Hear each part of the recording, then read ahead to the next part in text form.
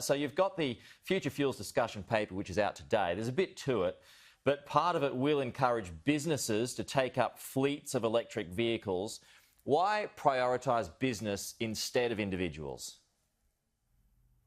Well, ultimately, Pete, this is all about powering choice. It's actually enabling consumers to choose the vehicles that work for them. And we're not going to tell people what kind of car to drive, but the technology is changing, it's improving dramatically, and we want to see people making the choices that suit them. Now, the strategy focuses on those areas in particular where there's short-term opportunities, and one of those is fleets, because the economics of fleets moving to hybrids in particular in the short term is very strong. We're already seeing that doubling of hybrid purchases in the last 12 months. Some of that's private vehicles, much of it is fleets.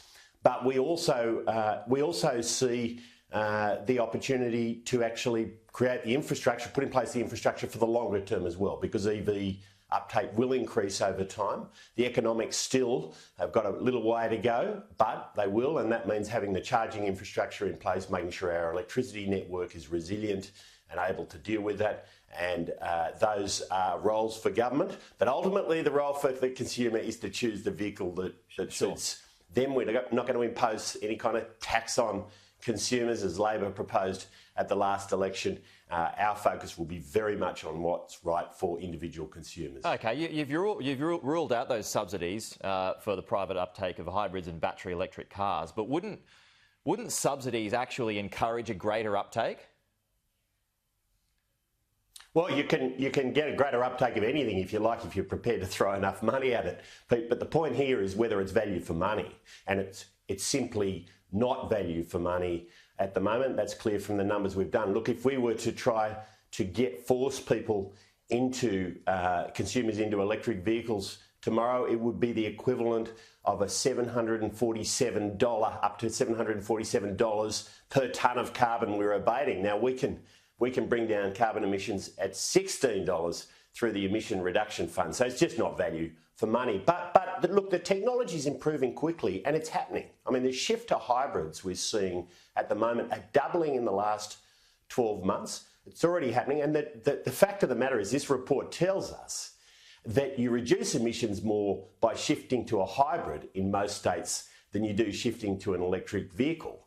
That will change over time, but that's the situation at the moment. So this is a pragmatic approach. It's about technology, not taxes. It's about recognising that consumers will make their own choices at the right time for them, but also recognising that the technology is changing fast, and that's a good thing. OK, well, there are a lot of plans here for the industry, but didn't you trash the development of the industry by saying electric vehicles would end the weekend back in 2019? No, we trash the idea that government should tell consumers what kind of car to drive. And this is about powering consumers' choice. Look, at the end of the day, consumers out there, Australians, whether they're individuals, small businesses or industry, larger businesses, they know what's good for them, Pete. It's not for the government to tell them what's good for them, but it is for the government to facilitate technologies into the marketplace to help inform consumers well, to make sure the infrastructure's in place, and that's the heart of this strategy. You were very critical of Labor's plan back in 2019. They wanted 50% of all new cars to be electric. So what is by 2030? What's your target for 2030? Well, let me tell you what I was critical of and remain highly critical of. That's an explicit or implicit carbon tax on cars, a car tax. And I'll remain critical of that because people out there know what car is right for them, and they will continue to. And we shouldn't be telling look, what Labor. Well, at the end of the day, the target for 2030 is what's right for consumers. Our target for 2030 is a 26% emission reduction target, and we're going to meet and beat it. We're already on track to do that. But of all new car sales, of all people to take up electric vehicles, what percentage of people to have electric vehicles, what do you want by 2030? I'm not a Soviet central planner, Pete. I don't tell people what kind of car to drive and how many of them have got to be on electric vehicles. That's their choice. I tell you what I do, though, is I make sure we facilitate new technology into our grid, new charging infrastructure into place, making sure consumers have the information they need to make their own choices, making sure that Australian manufacturers like Tritium, one of the world's leading electric vehicle charging businesses, is given every opportunity of success, not just here in Australia, but around the world. That's our focus. And our target, let me finish, our target that matters is a 26% emission reduction target. We're smashing it, and we're going to continue to, Pete. That's what matters for emissions reduction. Now, there are some who would like us to impose a tax on consumers, to tell consumers what kind of car they have to drive. We're not going to do that.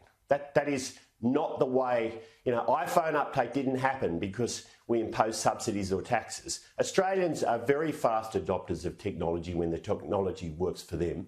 And it's important government make sure the infrastructure is in place to make sure that happens. And when you're talking about infrastructure, it's charging stations, particularly in those isolated areas that electric cars might not have enough power to get to. That's right.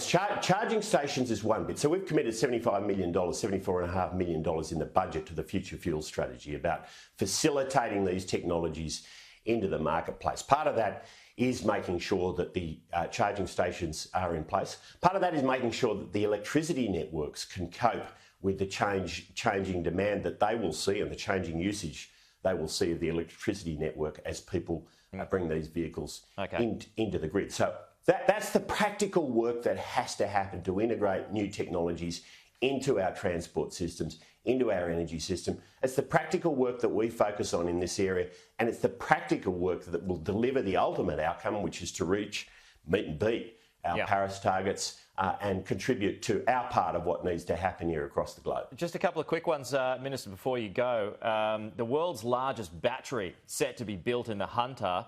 Do you believe this will help fill the gap created by retiring coal and gas-fired assets? Well, I look forward to seeing any proposal that's reached financial close, that's real, that's going to happen, it's going to happen quickly, that's going to firm up our electricity networks. We desperately need more of this. It's good to see more gas projects that have been coming along online in recent years. Snowy 2, of course, all about making sure we've got that firm electricity we need that complements the record levels of investment we're seeing in renewables, particularly household solar. So, we look forward to any of these proposals. I haven't seen the details. Pete, there's lots of talk. What matters for replacing Liddell, which is what we're talking about here, is real projects at financial close. We very much look forward to seeing any proposals that are at that point. Okay, and just finally, National Cabinet today, hotel quarantine is going to be the biggest topic of conversation. Why is the government palming off responsibility for quarantine when it is a federal issue? Well, ultimately, the state governments have been managing quarantine, as you know, and there have been issues there. Look, the federal government has done more than enough.